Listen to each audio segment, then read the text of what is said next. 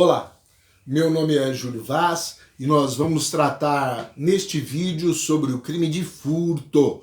Estamos no vídeo 3 falando de furto. Vamos olhar neste vídeo especificamente para as chamadas formas qualificadas. As formas qualificadas de furto estão previstas no parágrafo 4º e seguintes. A gente observa que atualmente nós temos 7 parágrafos no crime de furto. Desde o ano de 2018 passamos a ter estes 7 parágrafos. Vamos observar que todos os parágrafos aí a partir do parágrafo 4º cuidam de formas qualificadas. É bom lembrar que a forma qualificada é aquela que estabelece um novo mínimo e um novo máximo para a pena privativa de liberdade aplicada à figura penal. Se formos recordar o tipo do caput do artigo 155, temos que subtrair para si ou para outrem coisa alheia móvel, pena reclusão de 1 a 4 anos e multa. Ou seja, vamos encontrar no parágrafo 4º, no parágrafo 4A, no parágrafo 5º, no parágrafo 6º e no parágrafo 7º, vamos encontrar sempre penas maiores do que reclusão de 1 a 4 anos. Todos esses dispositivos vão estabelecer um novo mínimo e um novo máximo para a pena privativa de liberdade. Ora, quando o juiz vai desenvolver a dosimetria da pena pelo nosso sistema trifásico, a primeira das regras estabelece que o juiz deverá estabelecer a pena base observando as chamadas circunstâncias judiciais. Ora, esta pena base observará se a condenação da prática delitiva foi determinada pela figura simples ou pela figura qualificada. Então, para estabelecer a pena base, o juiz observará se estamos na figura simples, a exemplo do furto, ou na figura qualificada, e vai utilizar aqueles parâmetros que o tipo penal estabelece. Vamos começar olhando o parágrafo 4º, que, como já disse, olha para hipóteses qualificadas de furto. Vamos observar como está a redação do parágrafo 4º. A pena é de reclusão de 2 a 8 anos e multa se o crime é cometido. Insisto, vejam, a figura do caput estabelece uma pena de reclusão de 1 a 4 anos e multa. A figura do parágrafo 4º estabelece uma pena de reclusão de 2 a 8 anos e multa. Isso estabelece a ideia da figura qualificada. Se o crime é cometido, e vamos encontrar as hipóteses qualificadoras do parágrafo 4º, que estão previstas em seus 4 incisos. Inciso 1. Com a destruição ou rompimento de obstáculo à subtração da coisa. Inciso 2. Com abuso de confiança ou mediante fraude, escalada ou destreza. Inciso 3. Com emprego de chave falsa. Inciso 4. Mediante concurso de 2 ou mais pessoas. Vamos analisar cada uma destas figuras, iniciando pelo inciso 1. Destruição e rompimento de obstáculo. A primeira coisa é observar que aqui não há uma violência contra a pessoa, mas haverá uma violência contra a coisa. Embora as regras de hermenêutica nos estabeleçam que a lei não coloca palavras inúteis em seu texto, a gente vai observar que nós temos aí duas palavras muito próximas, destruir e romper. Buscamos o significado nos dicionários. Destruir é demolir, arruinar, a aniquilar o que estava construído. Romper é fazer em pedaços, despedaçar, espedaçar, partir, quebrar. Temos que o destruir é realmente fazer arruinar o todo, enquanto romper pode ser apenas abrir um caminho para superar o obstáculo. Vamos verificar com os senhores que a grande chave, talvez, deste inciso 1 seja a palavra obstáculo. O obstáculo é o óbice, é o embaraço, é a dificuldade, é o estorvo, o impedimento que se coloca entre o agente da prática delitiva e, efetivamente, a res, a coisa que o agente pretende subtrair. A coisa, lembro, alheia. Vamos verificar a ideia através de um exemplo. Vamos imaginar que alguém pretende subtrair do interior de um veículo que está estacionado uma jaqueta de couro que está sobre o banco.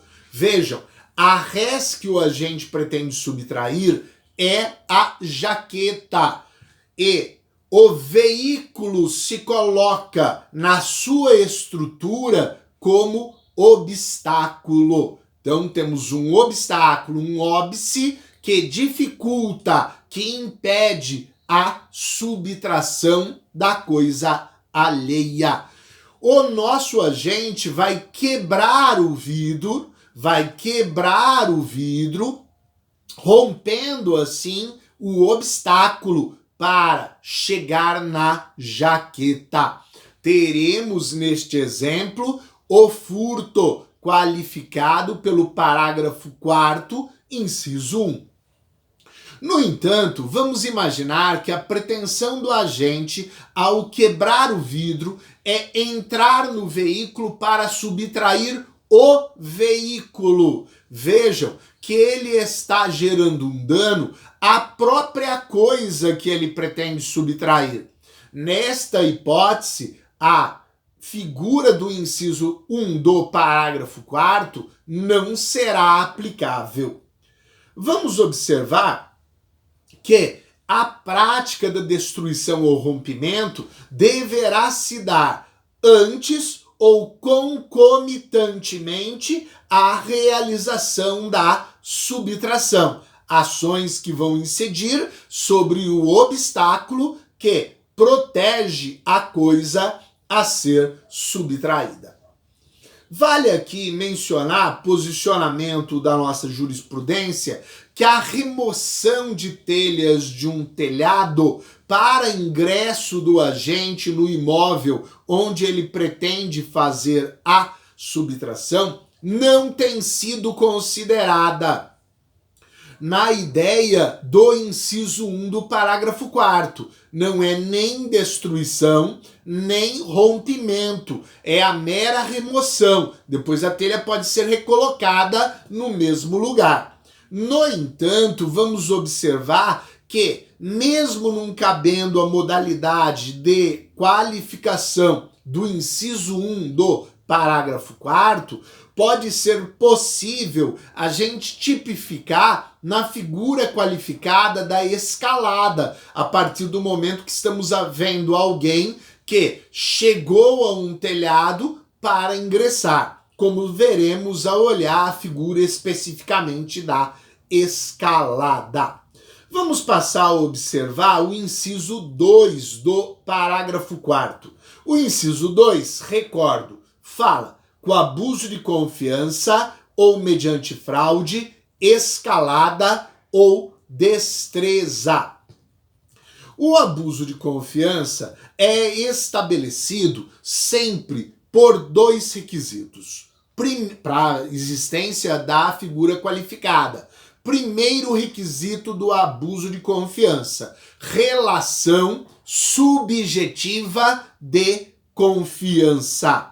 Segundo requisito, que o objeto, a coisa a ser subtraída, esteja na esfera de facilidade em razão da confiança.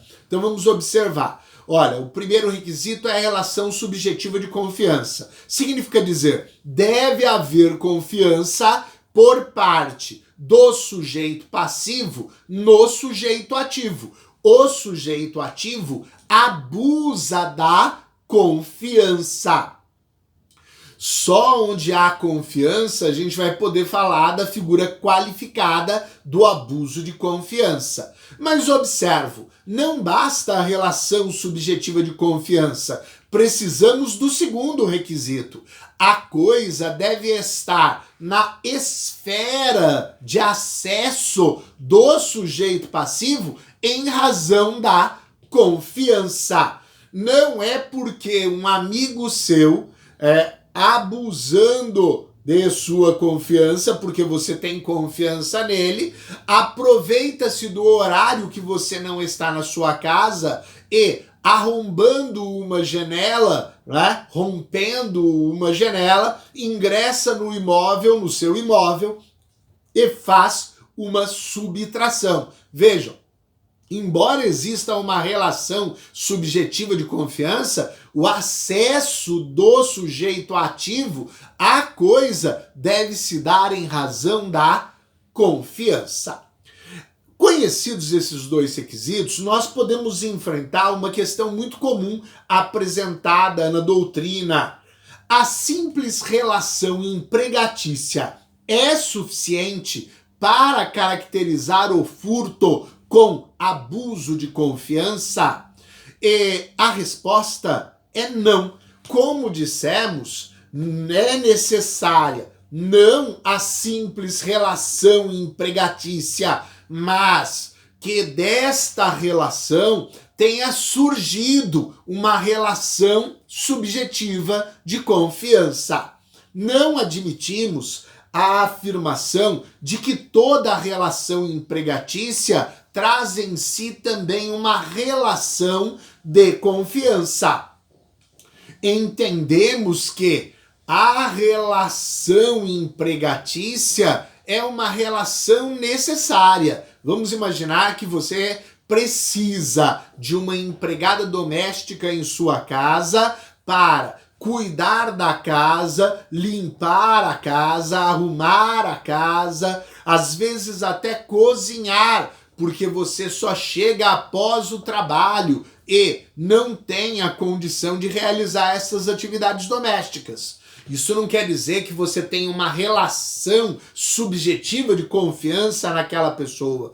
E significa que, se houver esta relação subjetiva, haverá a prática, se ela aproveitou-se da aproximação, do acesso à coisa em razão desta confiança, da figura qualificada. Observamos que até dentro deste nosso pensamento, a gente vai observar que nós temos uma figura de aumento de pena na modalidade de agravante, prevista no artigo 61, inciso 2, letra F, da empregada doméstica. Então quer dizer, não é que eu preciso ter, numa prática de furto, uma confiança nesta pessoa, esta relação subjetiva de confiança, mas ela, realizando a subtração, pode responder por furto com a figura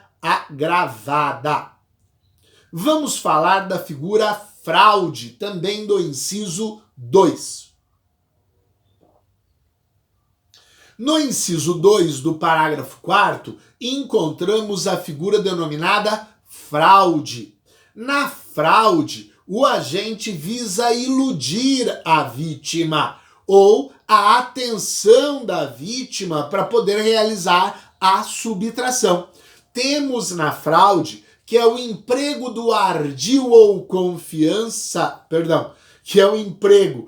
ardil ou artifício para a subtração da coisa. Estávamos falando de confiança, acabei me confundindo. Nós temos que, na ideia de fraude, nós vamos ter o emprego do ardil ou artifício para a subtração da coisa. Ardil é a conversa enganosa, é a mentira. O artifício é o recurso material. O recurso material constitui o artifício. Observo que fica fácil fazer uma diferenciação do furto qualificado pela fraude e a figura do estelionato. Porque no crime do artigo 171, estelionato, o agente emprega a fraude para que a própria vítima faça a entrega daquilo que ele quer. Na ideia do furto qualificado pela fraude, nós vamos empregar o ardil, ver o agente empregando o ardil, empregando o artifício para diminuir ou suprimir a esfera de vigilância que a vítima guarda sobre seus bens. Então a coisa será subtraída, mas a esfera da vigilância será reduzida porque a vítima foi levada a uma falsa percepção da realidade através da fraude. Vamos observar com os senhores, ainda também na figura do inciso 2 do parágrafo 4º, a qualificadora escalada. Para a qualificadora escalada, eu vou buscar o conceito do Magalhães Noronha, sobre o que é escalada. É a entrada em edifício ou em suas dependências, ou em lugar destinado à habitação, por lugar não apropriado a tal fim. Observo, em cima deste conceito do Magalhães Noronha, a doutrina vai estabelecer 3 requisitos para a presença da figura escalada.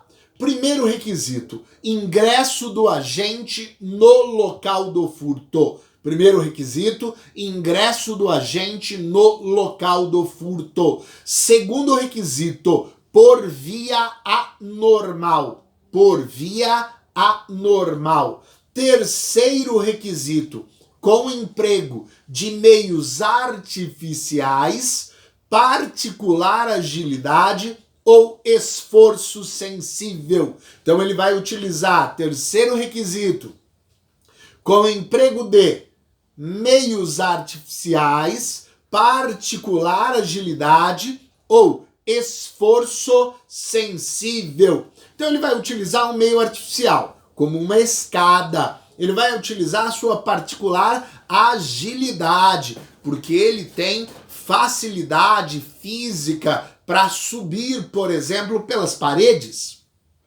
E nós vamos encontrar ainda o esforço sensível, que é aquela pessoa que não tem esta especial agilidade, né? Esta particular agilidade, mas ela vai fazer um esforço, por exemplo, para superar, pular um muro. A escalada vai pressupor o ingresso do agente no local do furto. Vamos imaginar com os senhores que uma pessoa segue pela rua levando uma escada. Para ao lado de um poste, coloca a escada, sobe, corta os fios, desce, vai até o outro poste, sobe, corta o fio, desce, enrola os fios e os leva para vender o cobre que está dentro da capa plástica. Ora, observo, diante da pergunta, este agente realizou o furto qualificado pela escalada? A resposta é não. Vamos observar que ele utilizou a via normal de acesso ao alto do poste. E é requisito para a existência da escalada que ele vá utilizar uma via anormal. Vamos observar a ideia de um muro e o agente quer superar este muro. Achamos na jurisprudência as seguintes ideias. Muro com 1,5 m de altura, não configura escalada. Muro com 1,70 m de altura, não configura escalada. Muro com 2 metros de altura, configura escalada. É lógico que a gente não pode simplesmente utilizar estes parâmetros, mas nós temos que observar o caso concreto e estabelecer a presença dos requisitos. Houve o ingresso do agente no local do furto por via anormal? Ingressou este agente no local do furto por via anormal, utilizando um meio artificial, utilizando a particular agilidade ou utilizando o esforço sensível. A própria jurisprudência e a doutrina nos orientam que estes parâmetros, por regra, não devem ser aceitos. Devemos observar cada caso concreto, e cada caso concreto é que vai marcar para a gente se houve ou não a figura da qualificadora. Aqui no muro, só para mencionar, imaginem um anão com um tamanho bem menor que as pessoas de tamanho normal. Ora, aquele anão vai ter grande dificuldade, vai ter que usar um esforço sensível, sem dúvida, para superar aquele muro de 1,5 m que a nossa jurisprudência, em um caso concreto, entendeu que seria superado apenas com uma pernada. Vamos observar agora a qualificadora chamada de destreza. A destreza é a especial habilidade do agente capaz de fazer com que a vítima não perceba a subtração. Então, é a especial habilidade do agente capaz de fazer com que a vítima não perceba a subtração. Algumas pessoas que possuem esta capacidade diferenciada, esta habilidade especial de poder retirar do bolso da sua vítima um aparelho celular sem que ela perceba. Aqui a doutrina também marcou 2 requisitos para a gente falar desta figura. Primeiro requisito, a ação dissimulada. É a punga, é esta ação que será realizada pelo agente que tem a destreza. E segundo requisito, a coisa, a res, deve estar junto ao corpo da vítima. Significa dizer, se a gente for imaginar que o agente vai retirar uma carteira da vítima da bolsa que está pendurada em seu ombro, nós temos a ação dissimulada e nós temos a coisa junto ao corpo da vítima. No entanto, se a vítima está num restaurante e colocou a bolsa sobre uma cadeira ao lado, nós já não teremos a qualificadora destreza porque a coisa não estava junto ao corpo da vítima. Exige-se que a coisa esteja junto ao corpo da vítima como segundo requisito. O primeiro é a ação dissimulada, é a punga. Vamos imaginar se seria possível a ocorrência de um furto qualificado pela destreza na forma tentada. E a resposta é que sim, é positiva. Vejam, uma coisa será o agente ser surpreendido pela própria vítima no momento em que está retirando a carteira de dentro do seu bolso. A vítima, ao perceber que a carteira estava sendo retirada, está demonstrando que aquele agente ativo não possui destreza. Mas quando a destreza é realizada, pode ser observado por um terceiro, alheio à cena. Então o agente ia subtrair a carteira sem que a vítima percebesse. Mas o terceiro, alheio ao fato, viu o que estava acontecendo e alertou a vítima, acabando por surpreender assim o agente que fazia a subtração. Então é admissível a figura qualificada pela destreza na forma tentada. Vamos observar a qualificadora do inciso 3, chave falsa. A chave falsa é qualquer chave ou instrumento com ou sem forma de chave que serve, que é apto a abrir fechaduras. A gente tem alguns nomes populares para a chave falsa. Ela é chamada de grampo, de nicha, de gásua, de arame. A gente observa que a chave falsa tem que estar presente para que haja a qualificadora. O agente vai utilizá-la para abrir uma fechadura. Lembramos que lá no passado falava-se muito da ligação direta feita em um veículo para sua subtração. E não se entendia que a ligação direta constituía a qualificadora do emprego de chave falsa. Vamos verificar com os senhores que o uso da chave verdadeira subtraída da vítima não é considerada para a qualificadora do parágrafo 4º, inciso 3, chave falsa. E a nossa última qualificadora do parágrafo 4º é o inciso 4, que fala do concurso de duas ou mais pessoas. Vamos lembrar aqui que é mediante concurso de duas ou mais pessoas. Esta pessoa pode ser, esta que está junto com o agente, pode ser um inimputável, tanto em razão da idade, por ser menor de 18 anos, como por ser inimputável, por ser deficiente mental, ser um doente mental. Mas se ele está lá e junto com o autor realiza a subtração, nós vamos considerá-lo dentro da prática delitiva qualificada. Ele não vai responder pelo furto qualificado. Quem vai responder é o agente maior e capaz que, juntamente com ele, praticou o furto. Observo, a gente vai olhar que neste dispositivo nós estamos querendo impedir que o agente traga outras pessoas para concorrerem à prática delitiva. E ainda temos que lembrar que quanto maior o número de agentes, mais audazes, mais perigosos na prática delitiva que realizam.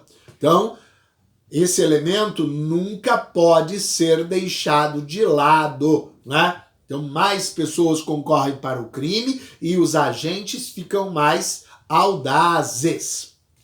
Podemos acrescentar ao final, aqui neste inciso 4 do parágrafo 4º, que nós vamos observar que não há necessidade de serem identificados todos os agentes.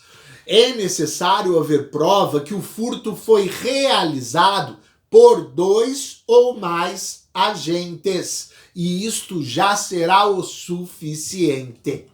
Bom, estas são as nossas anotações em relação à figura do parágrafo 4º nos seus incisos. Vamos observar que sempre o juiz vai utilizar, mesmo que presentes 2 ou mais figuras qualificadoras, uma delas para qualificar a figura delitiva. Sendo que, se as outras qualificadoras que incidiram no fato concreto estiverem também previstas como agravantes, o juiz, na dosimetria da pena, pode utilizá-las para aumentar a pena. A gente vai observar que nós temos ainda previsto no nosso sistema penal o parágrafo 4º A, que também é uma figura qualificadora, que foi colocado lá pela Lei 13.654 no ano de 2018, que vem com a seguinte redação: a pena é de reclusão de 4 a 10 anos e multa se houver emprego de explosivo ou de artefato análogo que cause perigo comum. Vamos observar que a pena já agora foi para uma pena de reclusão de 4 a 10 anos e multa, quando a pena do caput é uma pena de 1 a 4 anos de reclusão. Então, uma figura qualificada com uma pena bem maior pelo emprego de explosivo ou de artefato análogo. Estamos observando aí o fato comum das práticas de crimes em caixas eletrônicos, com a explosão do caixa eletrônico para subtração dos valores. Observo aqui que a lei exige a ocorrência do perigo comum. É necessário, para essa figura qualificada existir, que esta explosão cause risco, perigo à coletividade. Então, perigo comum é aquele que atinge a um número indeterminado e indeterminável de pessoas. Bom, vamos encerrar aqui o nosso vídeo 3 sobre o crime de furto, onde olhamos a figura qualificada prevista no parágrafo 4º, então as figuras previstas no parágrafo 4º e a figura prevista no parágrafo 4º A. E nos demais vídeos vamos continuar olhando as demais formas qualificadas. Muito obrigado por sua atenção.